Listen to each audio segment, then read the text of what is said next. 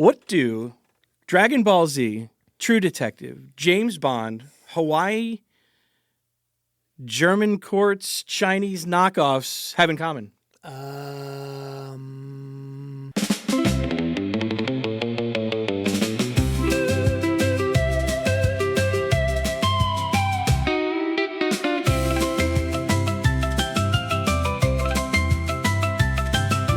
Cease and desist.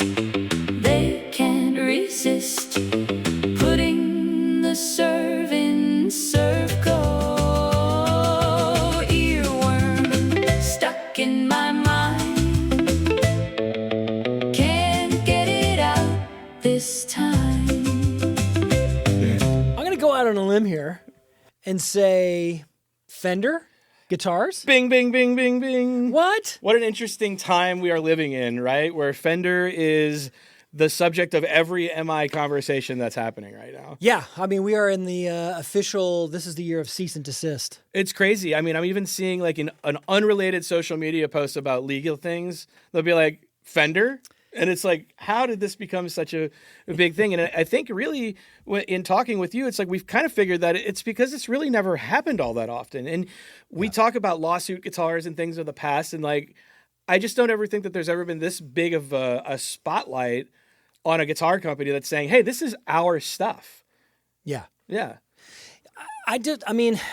So for those of you who may not have heard the news, recently Fender won a lawsuit in Germany to a Chinese company that was importing very cheap versions of their Stratocasters. Leo Philharmonic was making very cheap guitars and selling them on AliExpress into Germany. Yeah, into Germany. So Fender does a cease and desist, and they goes to court.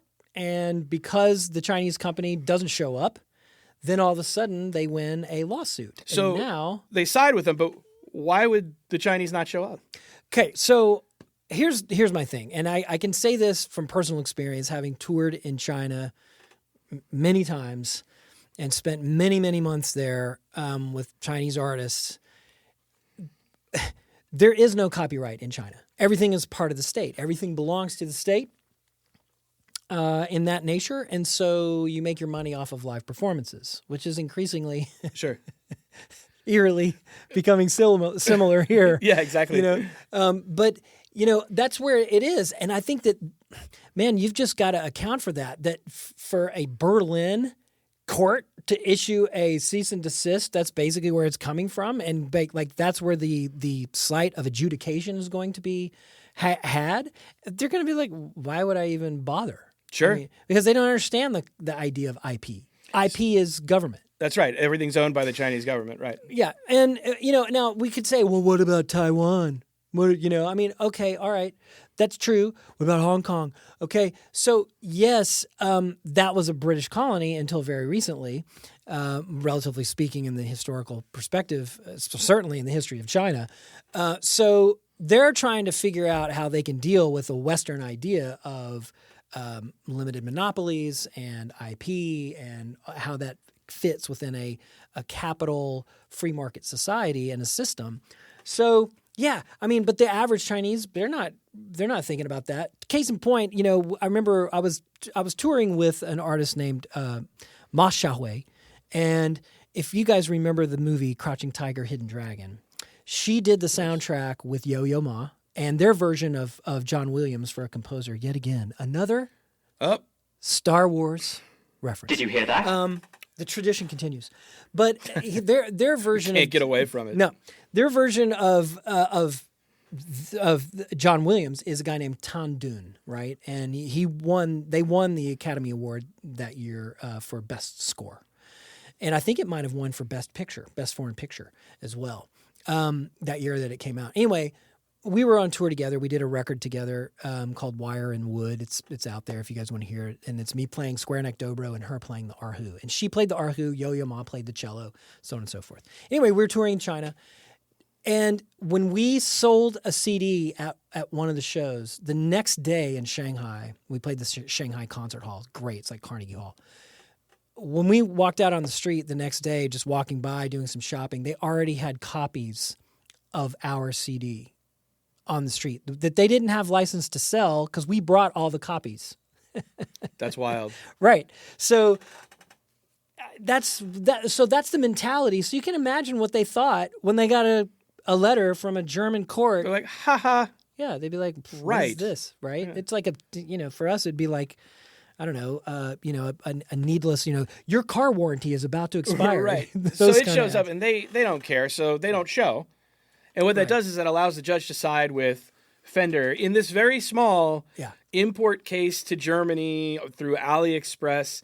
But I think what Fender did was they're like, all right, this is our opportunity to tell the world, hey, we really believe that we own the rights to this body styles of our guitars. But all of that being said that's not what this episode is really about. It is, but it's not. But not. We just really want to talk about how much we love Fender guitars and Gibson guitars and the history of it and where, and all of the little moments that kind of led up to where we are now. Yeah. Yeah, ladies and gentlemen, what we're going to try to do, Patrick and I, our magic feat for the day, is going to be walking the tightrope between advancing a narrative on appreciation for the two companies of great American guitar innovation, which is going to be Gibson and Fender, and how the trifecta of guitars was really done. Because if you have to have 3 guitars in your arsenal, it is a Strat, a Tele, and a Les Paul.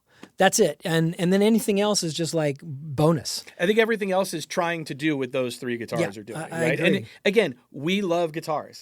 100%. Any shit. Give me a Dan Electro with 30 frets on it. I don't care. I want to try and play them all. So Yeah. I love a Martin guitar. That's one of my favorite guitars that I have. My favorite guitar that I own is a Gibson. Yep. So this is a much of a kind of a historical love fest of one of our favorite things. So Yeah, let's I agree. start. And I want to start in a very weird place. Okay. 1937 is where I want to start. Ooh. So in 1937, Okay. Leo Fender picked up distribution for his lap steel guitars and amplifiers in Hawaii with a company called Servco. Servco, largely automotive and retail at the time, Yeah.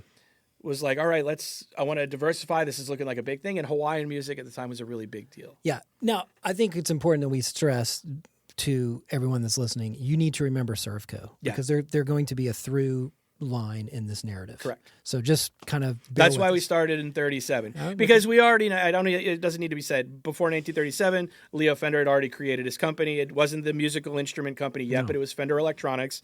And they made lap steel guitars and amplifiers for these lap steel guitars. on a limited basis. They really weren't Fender as we know them at that point. It was a radio repair store. It was a radio repair shop in Fullerton, California, right?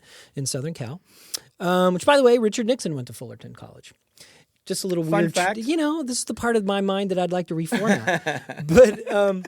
but that's exactly where all this stuff started. So if you think about this, okay? Let's talk about the other one, the other coast. This is going to be right now. We're gonna do the tale of two coasts, and then we'll weave them together. This is like hip hop in the 90s.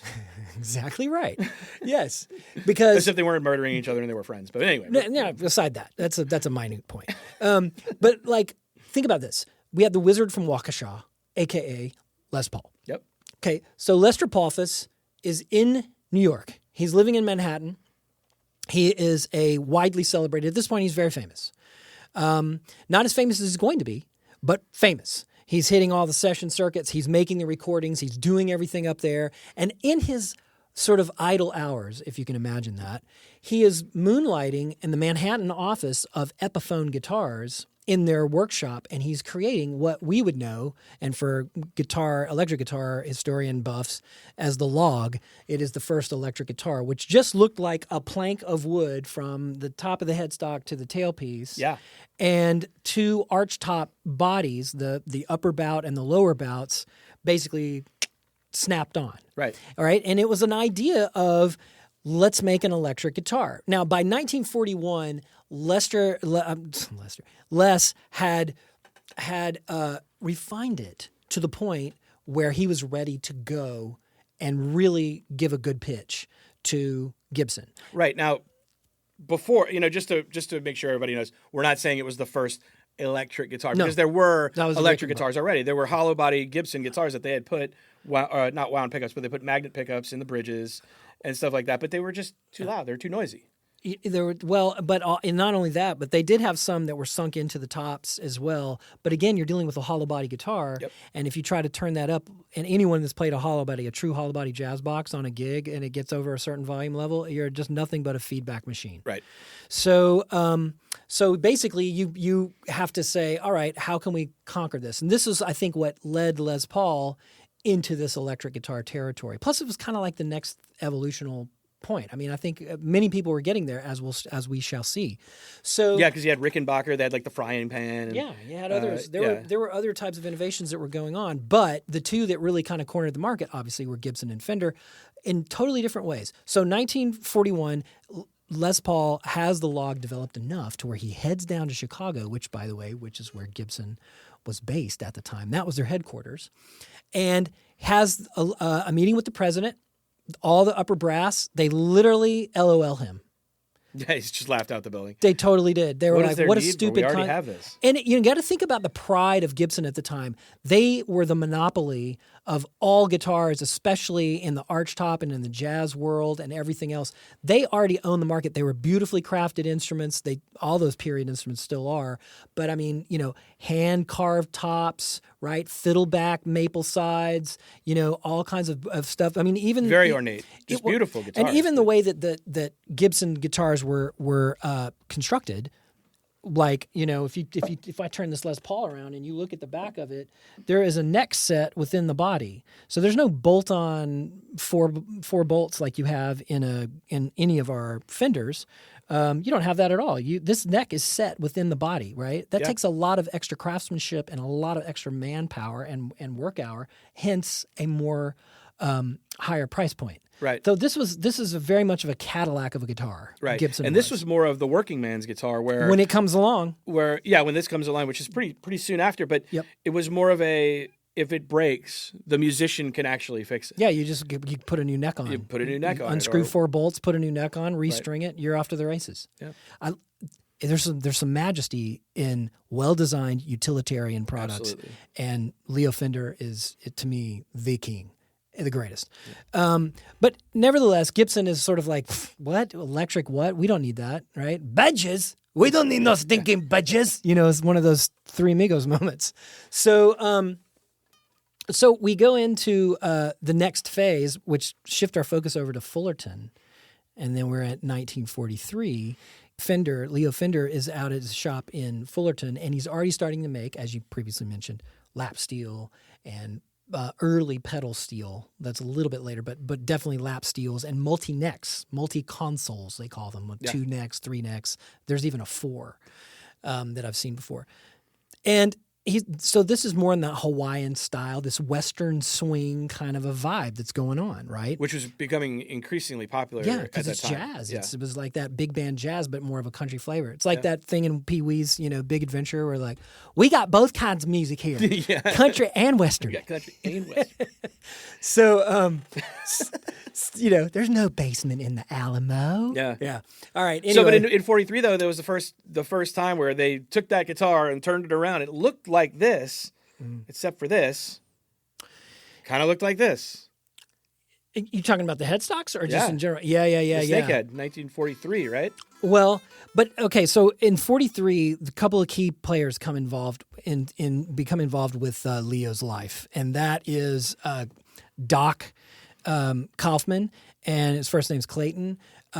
So Doc Kaufman becomes a permanent fixture in Fender, in the Fender's legacy at this point in 43. They are thick as thieves, and they start to develop the very first electric guitar, which was in 1943. And in 43, it did have 3 on a side, so very much like the headstock of Gibson, where you have 3 tuners on one side of the headstock and 3 tuners on the other.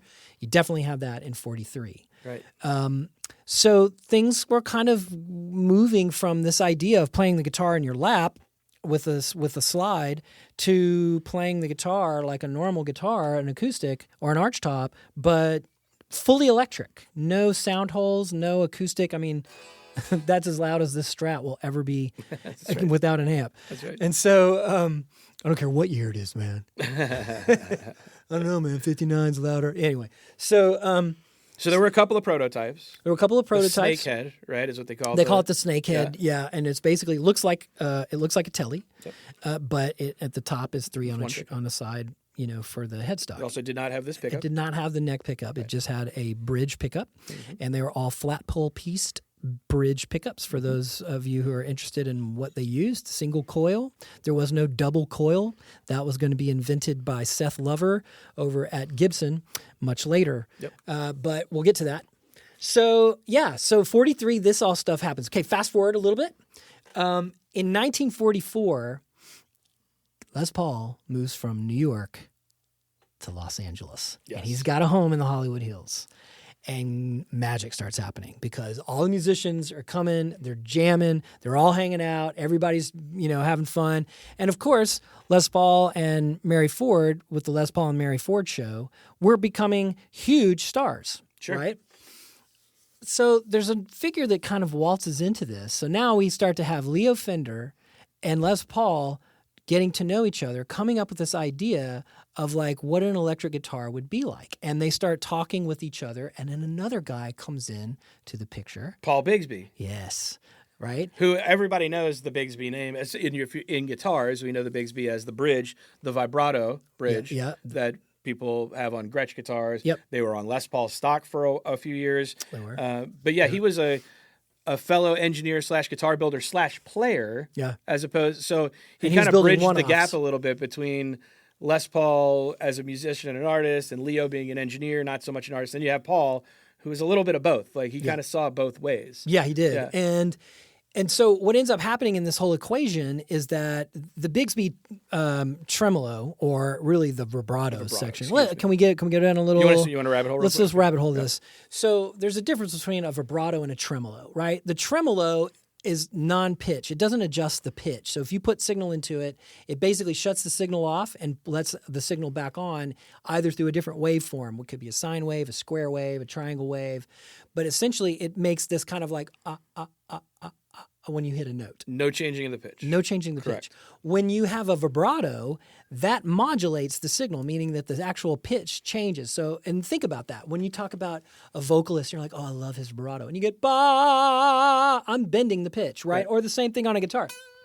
Right? You know what I mean? That's a vibrato, the correct term. Right. So when you have a whammy bar, or exactly the vibrato arm, right? if you have one of those and you start moving it up and down, you're changing the pitch. Correct. Okay, so we got to get that because Fender called theirs the demystification. It's right, and people call it a tremolo now, and they're like, "Oh, it's a locking trem." Like when you think of the Floyd Rose, trem, the trem. It's like it's not a trem. It's actually a Floyd Rose a locking vib. bridge. It's a vib. It's a vib. It's not a trem. It's a vib. Anyway, all right, we digress. Yes, indeed. So, so they're all hanging out together.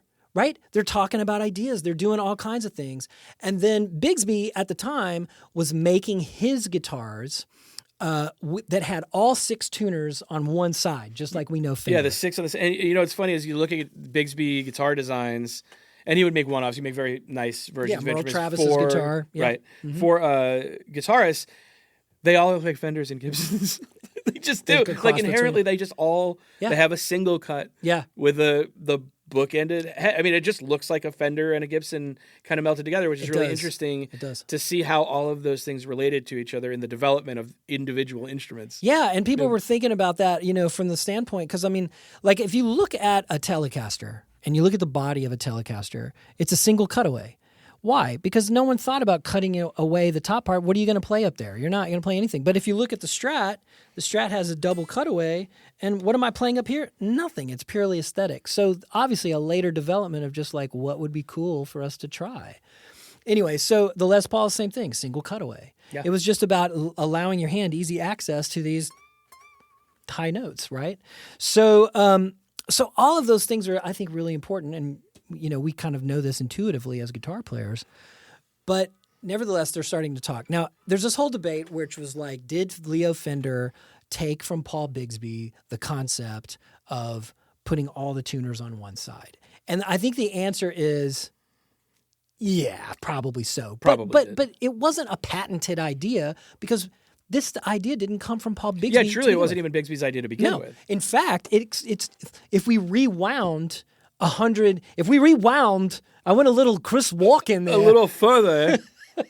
But like if you went back 140 years to 1820, okay, you're looking at the Stouffer guitars from Vienna, and the Stouffer guitars is where C.F. Martin started to get the C.F. Martin that we know from Martin Guitars in the U.S. got some of these ideas that they did. So some of the earliest guitars of Martin and highly deriving the shapes and the headstock design from the Stouffer guitars came from 6 on a side. Yeah. And, and if for those of you who are interested in any of that kind of stuff, I would recommend this book. It's called The C.F. Martin and His Guitars, 1796 to 1873. It's a killer book, but even in this book, I'll show you a picture, here for those of you who are watching the show.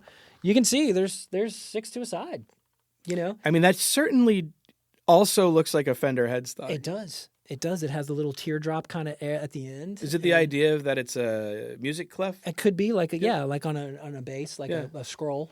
Yeah, absolutely. Anyway, it's a fascinating read. So we get this idea. So no one copyrighted this. No one was like, oh, this is TM territory, trademark territory. This is not a patent applied for era kind of a thing. Yeah, we mentioned even in later years that it became part of the guitar design language. Yeah, and it was so new. No one knew if this was going to take off or not. It could have died a violent death, but it didn't. So we march forward into this 1949 type of situation. In 1949, one key element starts to happen for Fender, and that is Don Randall comes on board. The salesman of all salesmen. He is the guru of all salesmen. He is the Peter Drucker, what Peter Drucker was to management. You know what I mean? What I was going to go way off the deep end. I'm not. But okay. But like all of that stuff starts happening, and then what happens the next year? 1950, the NAMM show, which, by the way, was in Chicago, not Anaheim for music nerds, right.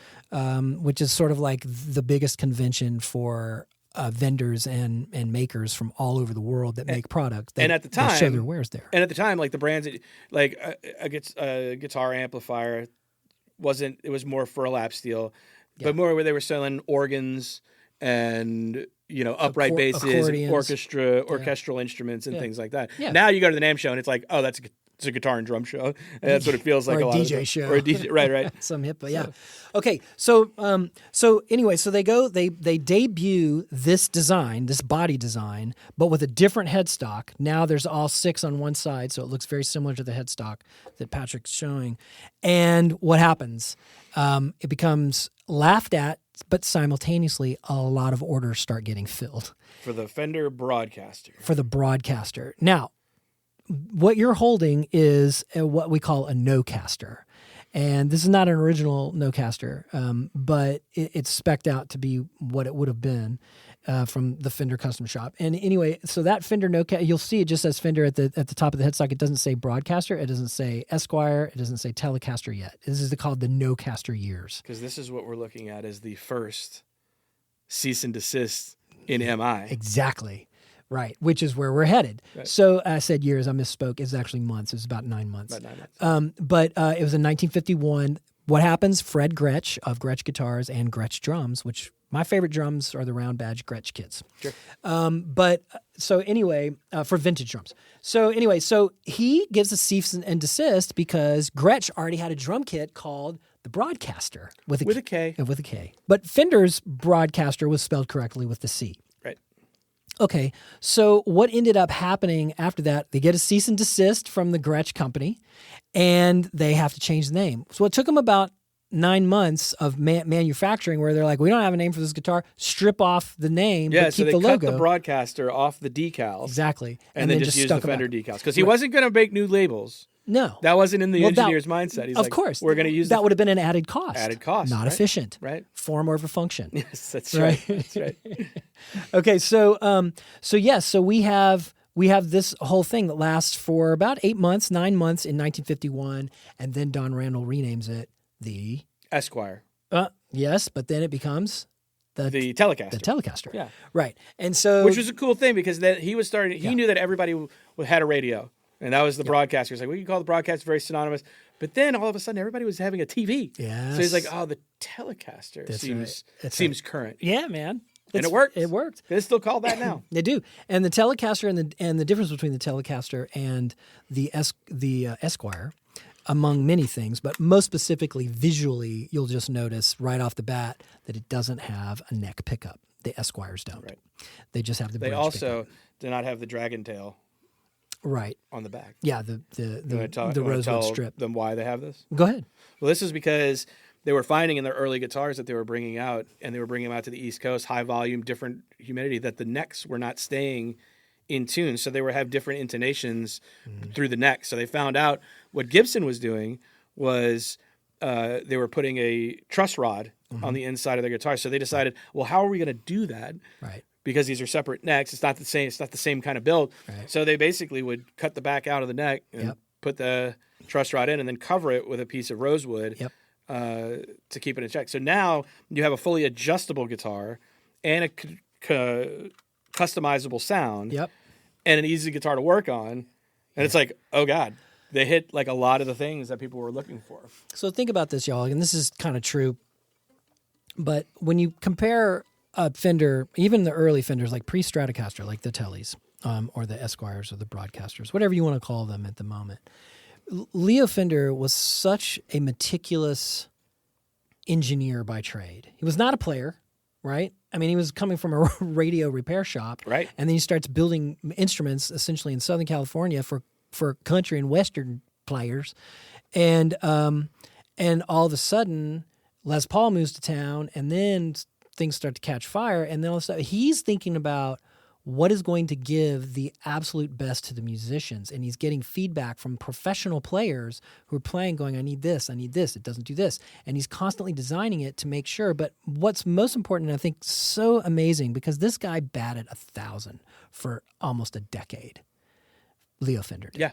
And I mean, here's a With guy. very little success. Here's a guy who's blind in one eye, Yeah. right, and will soon to be deaf in another in one ear from a Fender in Dorsey, Dick Dale. Thanks, Dick Dale. Yeah, that's right. Surf rock. Anyway, so but at the time, he's designing these things, and so when you think about, we talk about this in guitars a lot, which is the Gibson scale and the Fender scale. Essentially, I don't have to get into the exact measurements, but just know this: the distance between the nut, which is the lowest part of the neck, and the highest fret has a specific length. And the Fender scale is longer, and the Gibson scale is shorter. Shorter scale means the strings are going to feel, if you use the same gauge on both strings, that string gauge is going to feel a little bit more loose and a little bit easier to bend on a Gibson, Right. as opposed to the Fenders, which are going to feel a little bit more offer more resistance. And but also, as you move up the neck, the Fenders stay in tune. They're much more finely intonated than the Gibsons are. The Gibsons start to go more and more out of tune as you get higher and up the neck. It's part of their charm. But if you're just thinking about it from an engineering standpoint, not so great. Right. So Leo knocks it out of the park and just continues to do so. So the cool thing about that is he thought about it from this way. He was like, okay, we're not going to do set-in necks, meaning we're not going to glue the necks into the neck pocket of the body of the guitar. Right. We want to be able to make it as utilitarian as possible for musicians who are professional to be able to change things. And because you're right, because they didn't have the truss rods in, then if you needed a new neck or the neck got warped, it was so easy to replace. You just unscrew 4 bolts, put on a new neck, put it back in, restring it, you're gone. Yeah. So the same thing. I mean, everything on a Fender guitar is essentially utilitarian in nature. Like there's minimal screws on the pickguard cover. The pickguard was single ply. It wasn't 3-ply like it was later on, in Fender's career. And there wasn't any kind of bells and whistles. It was very plain guitar. They didn't offer custom colors. It was sort of like you had a limited color palette. It's very amazing. You had one tone knob, and you had one volume knob, and a pickup selector switch. And In the first year, they were all black. And that was it. And then they made the butterscotch or whatever. Yeah. Yeah. You know what I mean? So it's just like, wow. Like this is an amazing utilitarian instrument here. And That's just 2026, most guitars are still made this way evolving. Yeah. or that way. Unless they get a cease and desist. Unless they get a cease and desist. Can't make it that way. It's only been 75 years. That's right. That's right. So back to the evolution of how we get to the electric guitar part. Yeah. So, 1952 is where we're at, I think. Yeah. Is when Yeah. Ted McCarty who became president of Gibson in 1950. in 50. In okay. 50, and they started realizing that that we need to compete with Fender. They're going to eat our lunch, and if they haven't already, and so he actively starts to recruit Les Paul and Mary Ford because she had her own model too. Yeah. right? Great guitarist. Yeah, yeah, and boy, was she an amazing singer.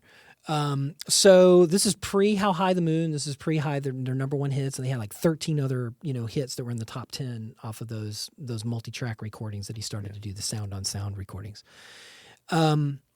So he starts to actively recruit them. Well, on a fabled night in 1952 in Delaware Water Gap, Pennsylvania.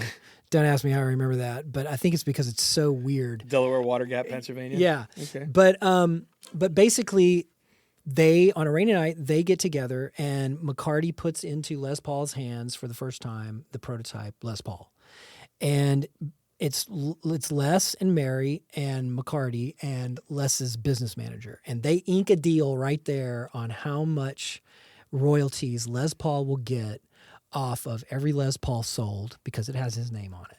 And then just to keep this in mind before we even say how much, it's like minimal interaction, takes the guitar, oh, I like it, here's a few things that I would do to it. Yeah. And they sign a deal that night.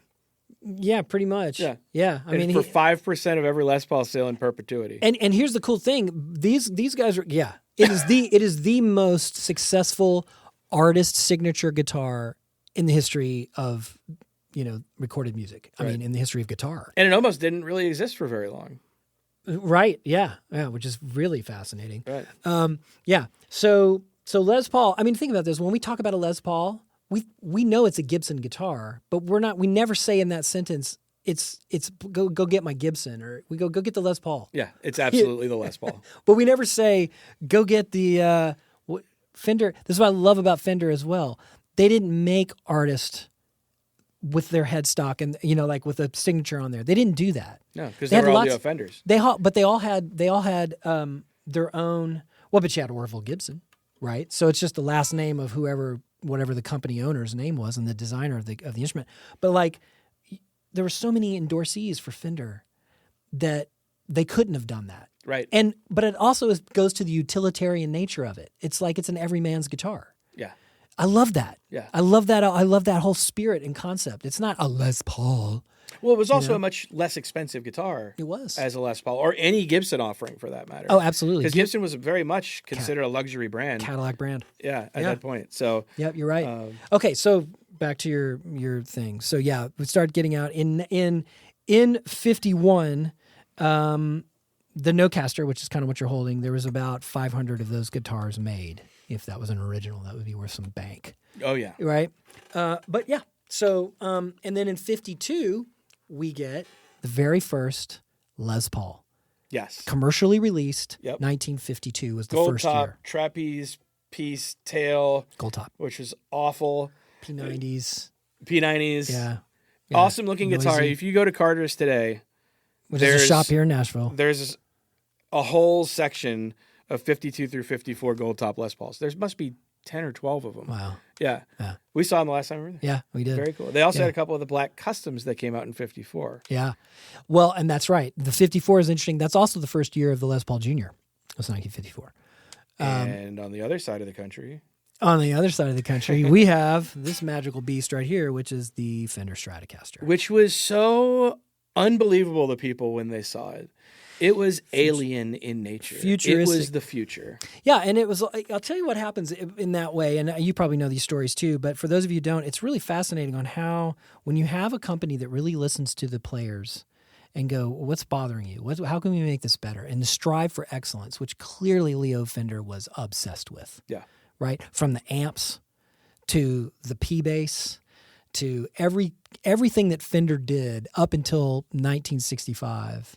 Was pretty much flawless. Yeah. Right? Well, I would say that Some the exceptions. P-Bass was just as important as the Strat. And we can get 100%. into that in a little bit, but 100%. the yeah. Strat was just a totally different thing. Totally different animal. And what's amazing about this is on the Stratocaster is that you had a lot of input from a lot of different West Coast players that were playing these Telecasters. Ow. Yeah. One of the guys It hurts. was Bill Carson.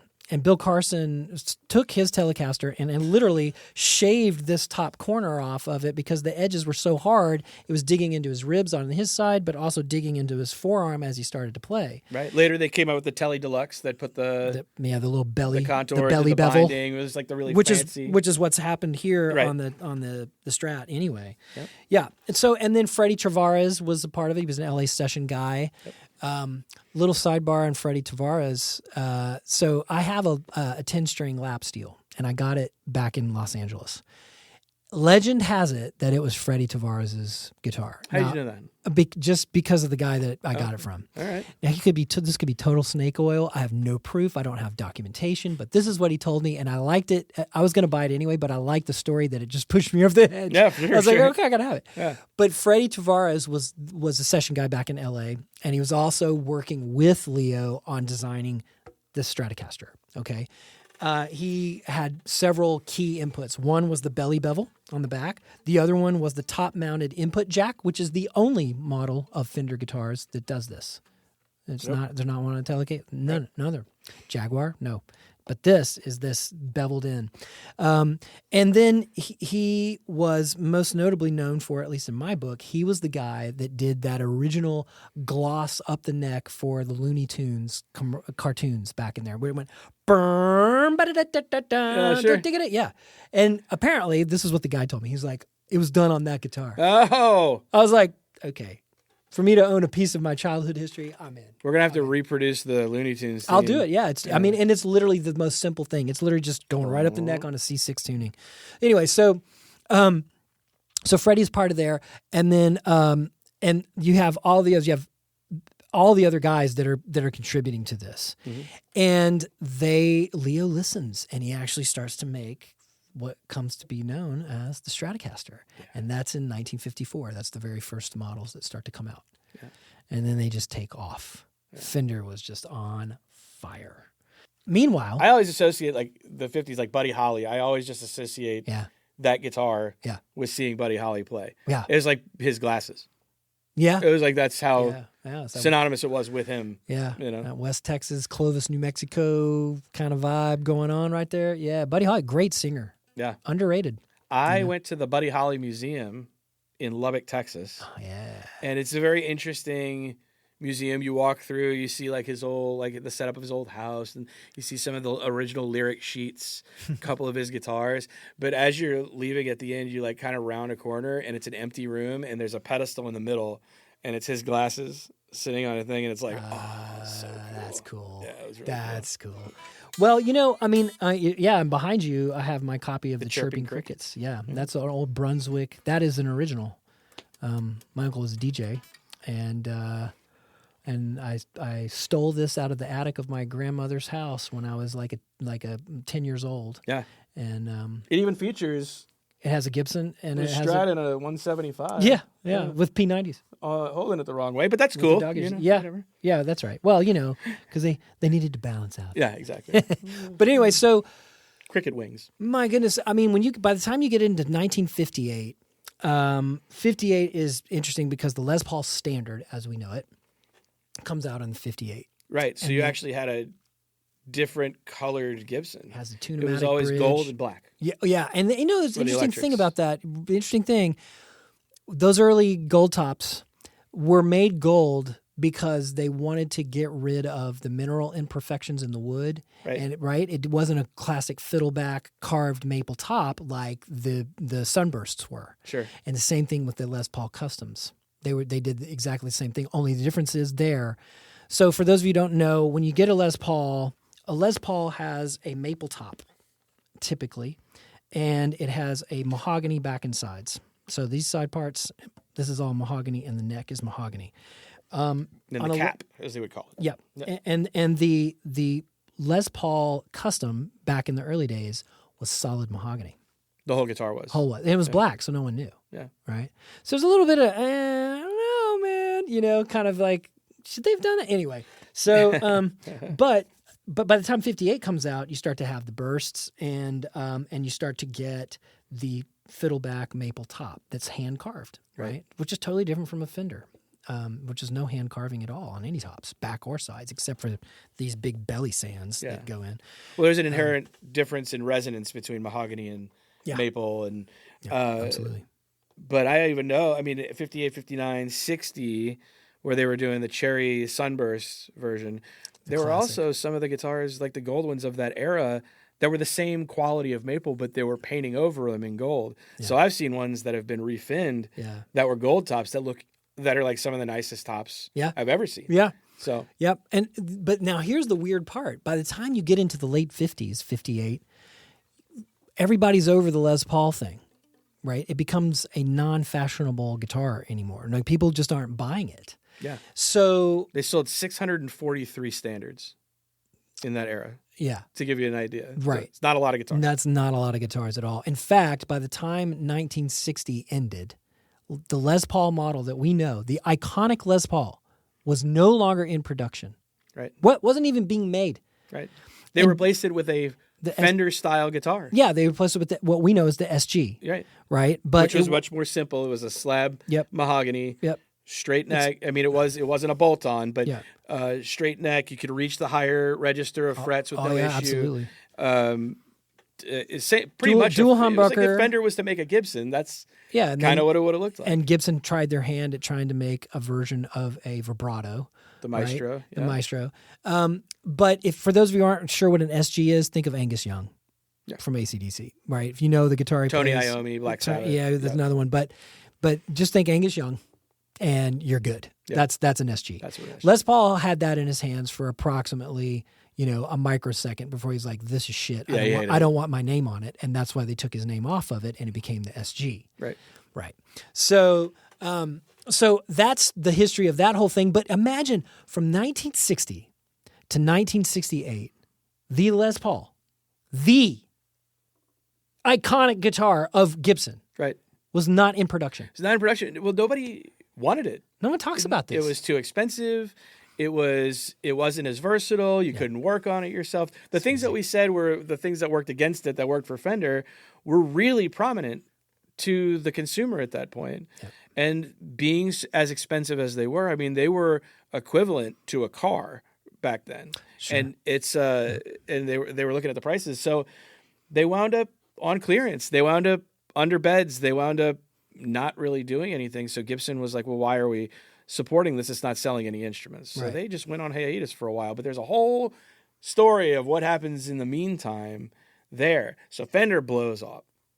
Fender blows up. Is the guitar company. They're destroying Gibson. The Gibson couldn't do anything to keep up. Yeah, they were selling their hollow bodies. That was their way of staying relevant. Their acoustics and their hollow bodies. Yeah, by the time the mid 60s roll around, Fender is accounting for, just in the basses, 80% of all professional grade basses in the world are Fender. That's crazy. And that was holding true for their Telecasters, for their Stratocasters. They had the Bass 6, Jaguar. There's all these things that they start coming out at. Gibson was just sort of like lackluster. I mean, they were doing really nothing. Yeah, and I mentioned, just a side note to go kind of circle back a little bit, the invention of the P-bass was such a huge moment for instrumentalists, for music. Yeah. It was the reason why an upright bass player didn't have to strap their bass to the top of their Volkswagen to get to a gig. It became a totally different thing, and you were be able to replace it so easily in the studio. And all of these, you get a clean signal. You don't have to mic it. There's just so many things that made it different, and it was the first electric bass. It was the first one. It wasn't even thought about before. And think about the Bassman. Yeah. That went with the amp, went with the guitar, is the amp, right? Yeah. The Fender Bassman, the 410 Bassman. That's one of the classic amps. That amp, for those of you who listened to last week's show, that amp is the progenitor of all of the amps that we can think of. Yep. Right? Particularly with Marshall. That's the circuit they were trying to copy. Yep. So we have a whole episode about amplifiers. Oh my God, yes, we do. It's really, really interesting. Amp Stamp. Listen to it. Amp Stamp, that's right. By the way, we go way down the rabbit hole. We drop some Easter eggs like we usually do in all of our episodes, but there's some visual Easter eggs that if you guys are trying to figure out some puzzles, we put them in there for you. For sure. Okay, so the extension of the extinction of the Les Paul. So we think about it wasn't in production for 8 years, but then we look back at it as one of the most important guitars ever made was the 59 Les Paul Standard. Yeah, 59 a lot of it has to do with the pickup, the PAF, the patent applied for pickups. Yeah, let's talk about that a little bit. Okay, sure. Well, pickups. What are pickups? I mean, they're essentially magnets wrapped with basically not quite as thin as a human hair, but slightly thicker. But thousands of times they're wrapped around these magnetic poles, and essentially they could produce an electrical field. And they used to be hand wound. They were hand wound. For a while. Yeah. On a spindle. Yeah, you'd have to turn and it. take a little wire and you just machine. guide it in like you're, wrapping up your garden hose or whatever, Right. Okay, so Fender guitars have single coil pickups. So if you look at the Telecaster, if you look at the Strat, you're going to see that there's 3 pickups on a Strat, 2 on a Tele, but they're single coil. If you look at this Les Paul, you're going to see these bigger, they look like silver soap bars. Yeah, they look with the chrome covers. They're covered. If you want to compare it, it's basically 2 single coils side by side. Right, if you took 2 right of next these to each other. Yeah. together, yeah. that's what's under those. That's what's chrome under covers. those chrome covers. So originally these were really great, nice gain, etc. But at high volumes, They got noisy. got a little noisy. They got noisy. And a lot of musicians that you've all experienced is you turn your amp up, you turn your guitar up, you don't play anything, you hear something. It's not silent. Right? Yeah, no, you're going to get a little bit of ground hum. You're going to get a little bit of RF. You could even get, if your mics or if your pickups aren't shielded properly, or you're going to get some type of electrical field in a room where you twist and all of a sudden it goes. So running them, you want to explain Seth So Lover's, running them side by side actually cancels the hum. It inverts one of the polarities of the electrical field, and that cancels the hum out. Right. Right. So that's Consequently naming them humbucker. humbucker And that pickups. was developed by Seth Lover Yep. of Gibson. And this is sort of the first real humbucker when they actually put it out, and it was the patent applied for was 1957. So in all these 59 Les Pauls, 58, 57, 58, 59, they all had PAF pickups. As did the 335s. Correct. Anything that had a humbucker, in it in was it, a PAF. Yep. And that stands for patent applied for. Right. Right. That was a big deal for lawmakers in the legal department of these great, guitar manufacturers, right? Because if you look at like this Strat that I'm holding, this is my 1960 Strat. It's all original. And if you look in here, you're going to see, you won't be able to see this, but in the old Fender saddles next to the vibrato, you're going to see that it says patent pending. Mm-hmm. Same thing with patent applied for. It's the same thing. In other words, they had already applied to the U.S. Patent Office. Because it takes like 2 years to get a patent approved. Right, just and they're like, FYI. we're not waiting for this shit. Let's Right. put it out. Put it this out. is badass. We got $1 million of orders. Yep. Hell yeah, we're going to make it. So that's what they did, and they stamped it in there. Gibson did the same thing with the humbucker. Yeah, and consequently, one of the things that we didn't talk about with the humbucker is that not only did it quiet the pickup, but it also made it louder. Yeah, it was much hotter, more mid-rangey, more like this, kind of Yeah. a big growly kind of So a you sound. can get sounds out of these amps that they had never Because you push the amp harder. pushed the amp It's harder. hotter coming into the amp, so the amp's Right. like, whoa, hold on a second. Now, Yeah. the big thing about that is in the States, they didn't have high gain amplifiers. They were loud, but they didn't know what it was going to sound like until it was run through a Marshall amplifier. And the Marshall high gain stuff happened more by accident because they couldn't get the transformers and the types of power amp stage that was available in the States, the components for the power amp stage. Right. So this is where we switch gears. Well, wait, okay, yeah, we totally can. I was just going to say just one little final point Sure. for those folks who are trying to go, okay, what's the difference between, aren't these basically the same? Is this a tomato kind of thing? And the answer is, as a player, I can say no. The reason why I love both, but I love single coils more than any, if I have a desert island guitar, I'm taking a Telecaster, right? I just love it. It's perfect. And the reason why is because it's absolutely the most beautifully utilitarian instrument, but it has single coil pickups just like the Strats do. And single coil pickups are much more sensitive to nuances, much more bone tone kind of thing, like in your hands. Sure. You're going to pull that out more when you're playing a single coil. It's much more nuanced. Presence, right? It's like just you feel the fingers. It responds better as opposed to a humbucker. And I love the way humbuckers sound, but you can be more ham-fisted with the humbucker. You can pick harder. You can do stuff, and it's just going to take it.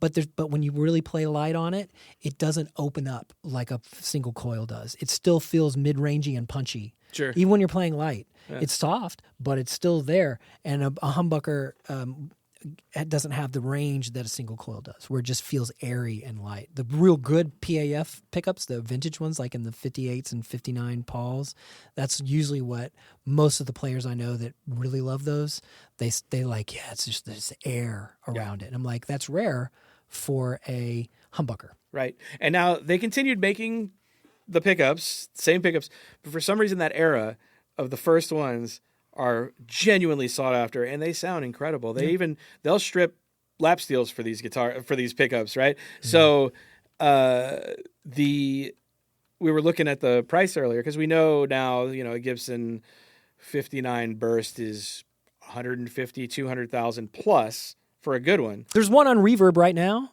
for $565,000 for a burst. Buy it now. Just a guitar, yeah.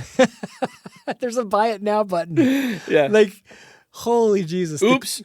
I got news for you, folks. The crown is not yours if you're a DraftKings kind of a person. This is not an impulse buy. But we were looking at just the pickups, which were more, there was more pickups than guitars. Obviously, math says that, but there were more guitars that had those pickups in them. Yeah. But that era they're $8,000 to $12,000 per pickup. Yeah. Yeah. I know. I mean, that $8,000 to $12,000 is a nice guitar, a nice vintage guitar, Totally. So absolutely, yeah. You can get some great guitars for that price point. But anyway, the Les Paul was a failure in many senses of the word in 1960. 1960 so they changed the guitar. Yeah. So a lot of things were going to have to happen to bring it back and resurrect this guitar. And Gibson had no design for doing that. There was no concentrated effort for them to go, you know what, this really sucks. We got to bring the Les Paul back. No one was doing that. They were looking for what's next? Right. It wasn't until our cousins across the pond started to listen to the great blues recordings of Albert King, Howlin' Wolf, Muddy Waters. They started listening to it, Freddie King. They started listening to all those. I mean, if you think about this, and I've thought about this a lot, if you go back and you listen to early Freddie King recordings, okay, and you listen to Clapton, to me, Clapton is the closest of that. He has so much Freddie King in him, in his vocal phrasing, in the way he sings, in the way he plays. Now, Clapton obviously is, an amazing. Who can say anything bad about Clapton? If you do, I'm not a friend. Yeah. I don't want to know. Yeah. But you can feel his influences. And I think for me, if I said one American bluesman over all others that might have been the biggest influence on Clapton, I would say it's Freddie King. Freddie King, yeah. And just listen to it. You'll listen to some early Clapton, listen to Freddie King, and tell me if you don't see the connection. We'll put it in a playlist. Yeah. I'll do that. But anyway, so yes, that record behind you, Blues Breakers, John Mayall with Eric Clapton, that's the Beano. That record right there is Eric Clapton with Les Paul going into a Marshall combo amp, which was the Blues Breaker. And that became the sound. And I think that nobody in the States had really had had been able to capture a sound like that. And there were great players, but nobody was overdriving an amplifier with a Les Paul. And I think part of it because a lot of those amps were native to England. And we were talking about that last week on the episode, is that we had these great guitar makers in the United States, but all the great amp builders, aside from Leo Fender, were innovating and creating in England. So all of a sudden you have this little petri dish of a country of these young guys really getting into American blues music, but having the tools, finding Les Pauls in clearance bins and pawn shops to be able to plug into these high gain kind of retinkerings of Leo Fender's amps that created this, the heaviest sound that was available at the time. Yeah. But we didn't have it in the States. It was a lot more calm. And then also, the genre of music that was popular didn't dictate to us needing to have these loud amplifiers yet. So it was a matter of the young Brits resurrecting Gibson. The Les Paul. Yeah. Like we have John. I would think that Eric Clapton, when he was with John Mayall and Beck and Keith Richards, have more to do with the resurrection, and later Jimmy Page, of course, have more to do with the resurrection and the iconography, if you want to think of it that way, of the Les Paul than any American artist. Right. Like Freddie King was playing, Gold Top for those early Confunction and, Hideaway and that kind of stuff, those great recordings. He was playing a Les Paul. He was playing a Gold Top. Yeah. Right? But it was with P90s. Yeah. It wasn't with PAF Right. pickups. And there's it wasn't a lot of humbucker. famous pictures of him too. Yeah. Oh, yeah, man. And in those, like, satin suits. Fuck So yeah, good, dude, yeah. badass. So much style. So much style. And Riz. it was a Riz. He definitely had some. No cap. No cap. He was total. He was like he was aura farming. Is aura maxing. Right. Exactly. For real. Anyway, so but you know what I mean? And it's like those guys resurrected the Les Paul. I mean, honestly, if you ask my opinion, that would be my opinion. Yeah. Well, then, so you get all these a couple of great recordings. Clapton makes it to the States. They start making it over Mid-60s, yeah. in the 60s. Yeah. And then all of a sudden, people are going, well, where is this guitar? Right. Because there aren't any. No.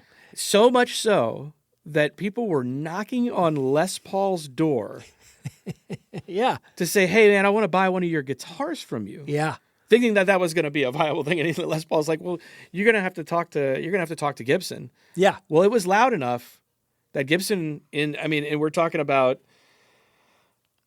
kind of after modern music was evolving in a very, very quick pace because the Beatles came over playing Rickenbacker guitars. You had Jeff Beck, the Yardbirds. You had all of this stuff happening. Yep. And First wave of British invasion. And the only thing that the States had was the Beach Boys, and that was still leaning on Fender. a Fender guitar, Yeah. and a Fender P bass specifically. Well, but they were all playing Fender guitars. They were totally endorsed and kitted by Fender. Yep, that was it. Lap steels and everything. I mean, it was just a full whatever they needed Yep. that Fender made, they got it. Yeah, Yeah, absolutely.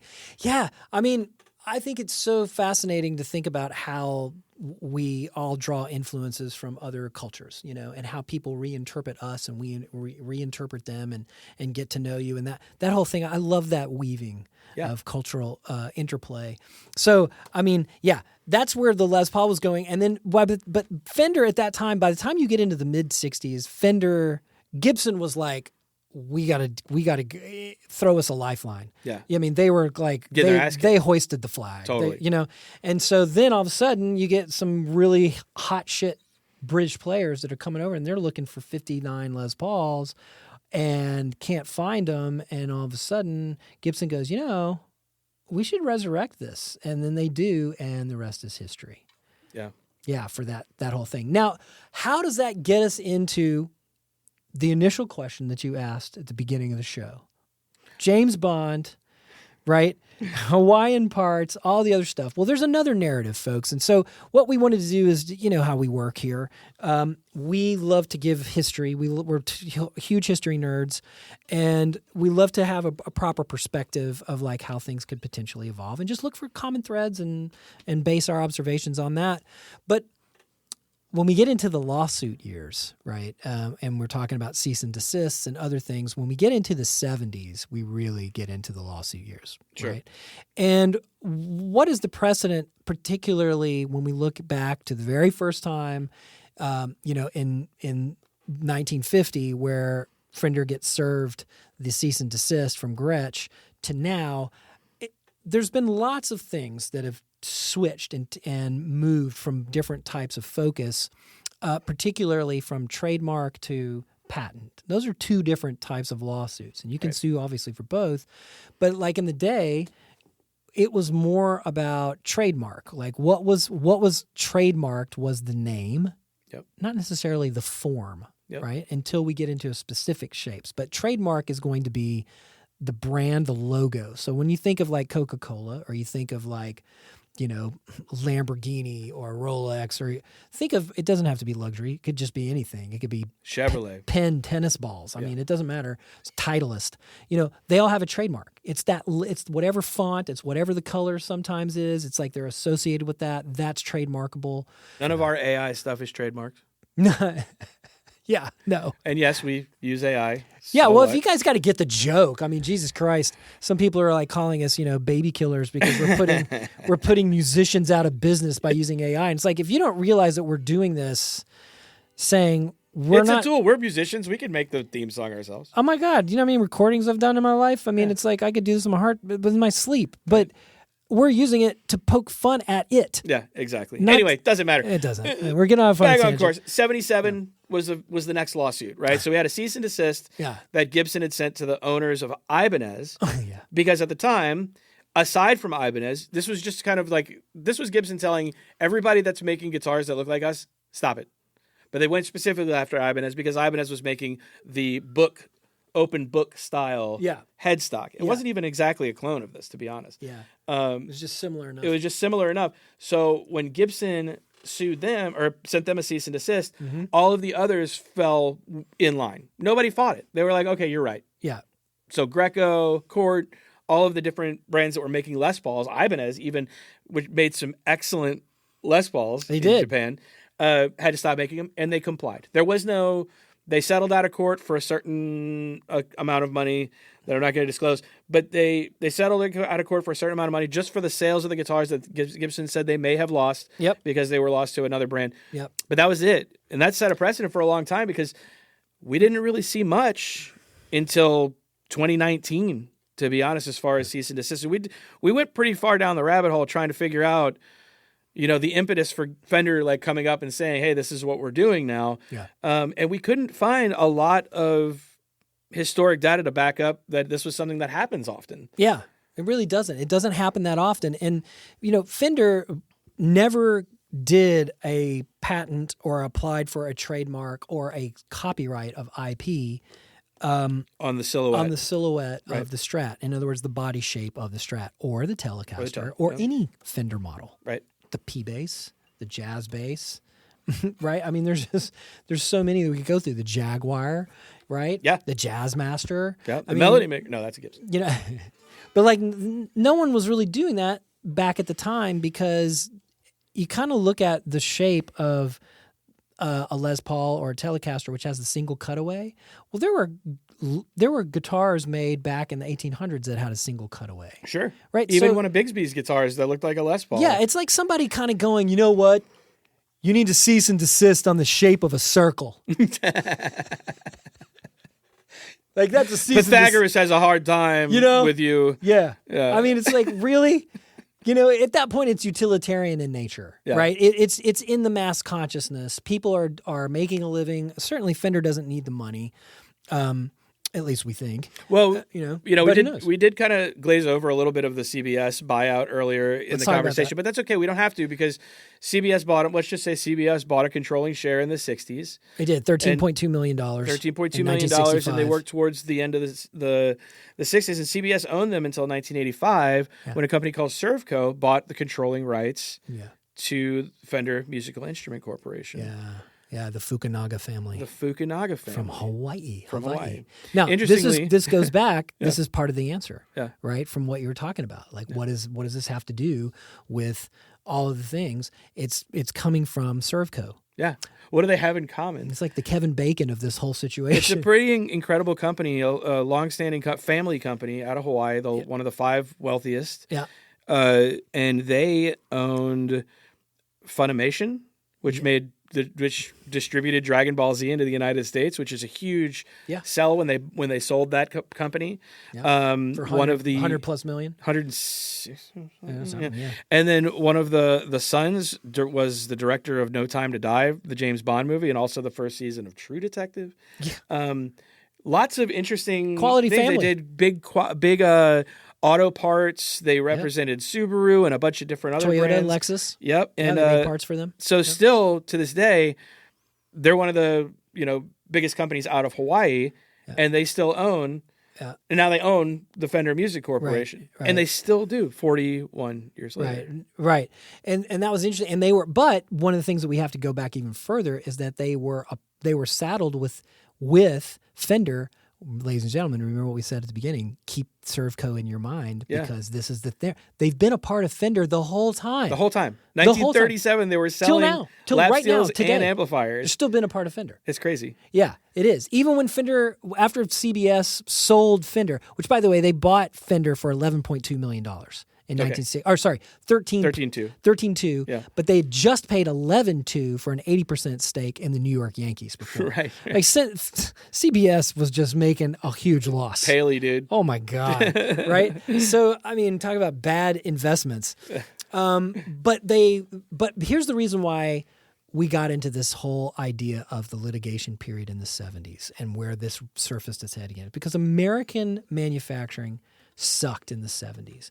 And I can say that pretty much because I grew up in the 70s and I remember do you remember getting toys when you were a kid and you were trying to put it together? If there was some assembly required, Sure. those were the most dreaded words for a kid in the 70s because that meant maybe less than 50% chance that your toy was actually going to fucking work because you got a badly printed manual Right. that didn't have the right diagrams. Oftentimes you were a screw too short Or too many. or a bolt too You're like, heavy. Oh, what did I do wrong? Right. What did I do wrong? Yeah. Or it just didn't go in the right order. There's no QC. It was just awful. And guitars were absolutely on that same ballpark. We made shit cars back in the 70s. Think of 70s cars now. Yeah. Right? I mean, there's no one model that we love the 60s, we love the 50s. Unless you're into, Burt Reynolds and you want to get a Trans Am from the 70s or some Dodge product, a Challenger or a Charger. But they really weren't great cars. We weren't doing good. Right. Cadillac was not Cadillac of the 60s and Sure. the 50s, right? Yeah. You know what I mean? So we were in a really bad way in America, I think, at that time. We were not known for, and the Japanese were coming in and just making perfect artisanal level stuff, high degree of quality control. Yep. You know what I mean? From transistor radios all the way to televisions, to keyboards, to guitars, to motorcycles. I mean, everything, right? Yeah. And it was done well. Yeah. So, And that includes Roland, who was a big electronics MI company, still is, Yeah. which, by the way, Servco owns 15% of. right now.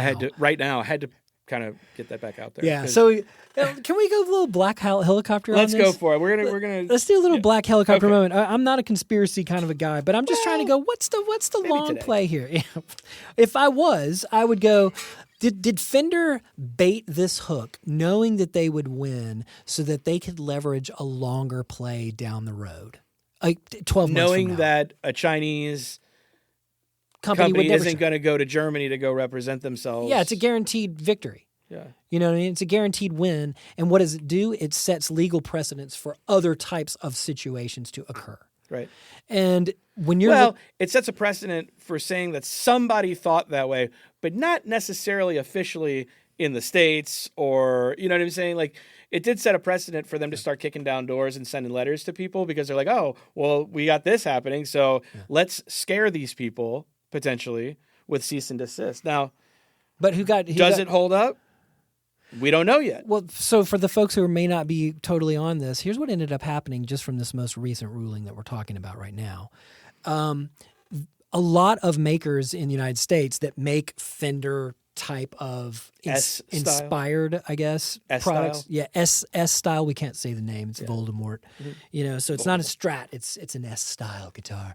But if you make an S style guitar, you're going to get a cease and desist letter because you're now infringing, and they have a legal right to go after you just because of this court ruling that happened in Berlin. It's very strange. But if you think about it, we've tried to figure this. It might have been Dusseldorf. It It was Germany. Well, either way. Yeah. Okay, so we'll just say Germany. Yeah. But okay, look at it this way. Out of this whole equation, we are now basically saying anyone who wasn't grandfathered in, which, if you think about it, for those of us who've been in the guitar world a long time, there are lots of companies that actually make Fender licensed products. What does that mean? Basically means that they are legally allowed to do so because they were grandfathered in from a lawsuit that happened many, many years ago. And these are mostly parts companies Parts like company. Warmoth and All Parts. And they do say Fender licensed They do. stamped on them. They do, right. And that's basically because the law says, no, you can't enforce these guys. So these guys were grandfathered in, so they're good. But other companies that are putting together, like, okay, if we bought the parts at All Parts, Put them together. and then sold it, would we get a cease and desist letter? I doubt it. Why? Because they were licensed parts that we put together. Okay, so if we own But if we put it all together put all new parts and we made them cut from our scratch, own bodies that we have a better chance of getting the cease and or desist. worse chance. We have a chance Yeah, we have a chance of getting a cease and desist. getting Yeah. Okay, all Because right. even Paul Reed Smith got one, and for the John Mayer guitar. Which is just hilarious to me. But okay, all right, whatever. I mean, talk about overreach. So there's a huge, shit stain on the face of Fender right now. Just publicly. No one's. That's like what a douche move. And it's being, again, like we said at the top of the episode, is like this is being talked about outside of MI. This is being talked about just all over the place on socials and stuff. Yeah. And I don't really know what to think. I can tell you this. I love Fender guitars. Yeah. This doesn't make me not want to purchase Fender guitars. It does make me want to go back and try and buy more vintage guitars. Yeah. But I really don't know what they should do at this point because I feel like they've really kind of stepped in it publicly and people are not happy about it. No. So it's a question of, do we allow them to license like they do with Warmoth and All Parts? Maybe there's a PRS Fender licensed Stratocaster. That could be cool, right? I don't know. I don't know. It's like, It could be stop doing it, drop it. We could see a lot more cease and desist to Sir and Anderson and all of these great guitar makers. Nash guitars. I mean, yeah. I mean, that's not going to be grandfathered in. Yeah. I mean, I think that those folks are going to go high and dry really quickly, if they're not careful. I just don't know what that means for devaluing the brand, though. Because think about this. Like, okay, let's look at it as if you were a luxury watchmaker, right? So if Rolex serves a cease and desist to Timex and basically goes, you can't make a copy of a Submariner, right, which is an iconic watch. You can't do that. Okay. So, but you can if it's a Rolex licensed.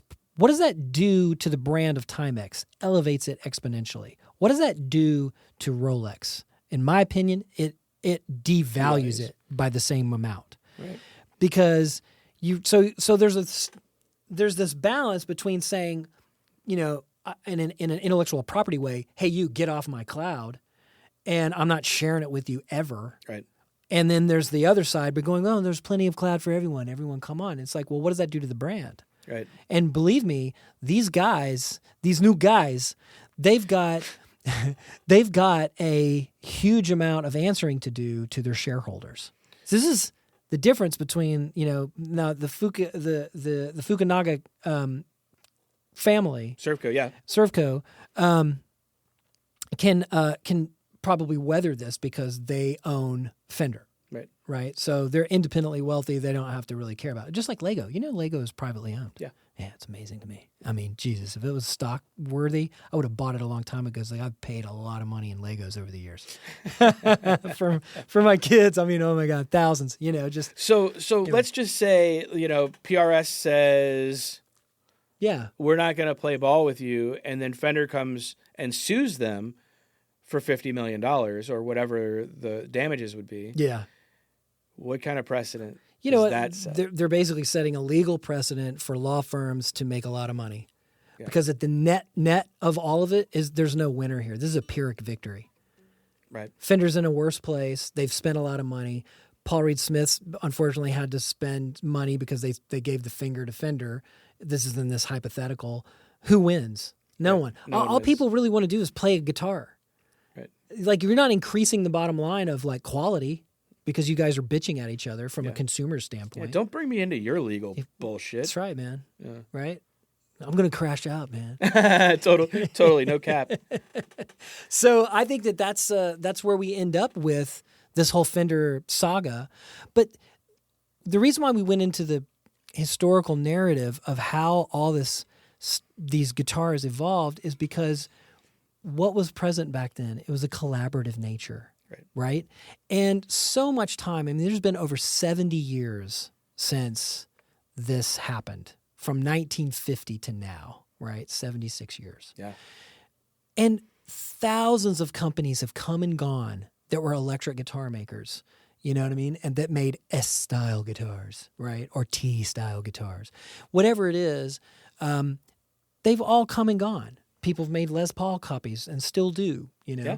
It's become a utilitarian silhouette. So I think that at this point, from lack of legal activity for so many years, that you can't justifiably in a court of law say, well, there's real grounds here for remuneration. For what? For 70 years? Can you imagine how many millions and millions of guitars have been made since 1950? Electric guitars? Sure. Around the world? Even just S-style guitars that have been made. Dude. Yeah. So it's like, who's going to pay that bill? No one is. I mean, so who wins? No one wins. Let it go. Right. If I'm Fender, I'm walking away from this going, you know what? I don't know what we were thinking. Long day at the office. But just be a man for others. And I do Lead think the they industry. will have some repairing to do with the community. I do think that they've hurt a lot of feelings in a lot of ways. For sure. So Yeah. we want to know what the crew thinks, though. Yes. Let us know. Drop us a comment, like, subscribe. Tell us if we're wrong. Tell us if we're stupid. We love it either way. Beat us up for using AI, please. I dare you. Earworm out. Yeah.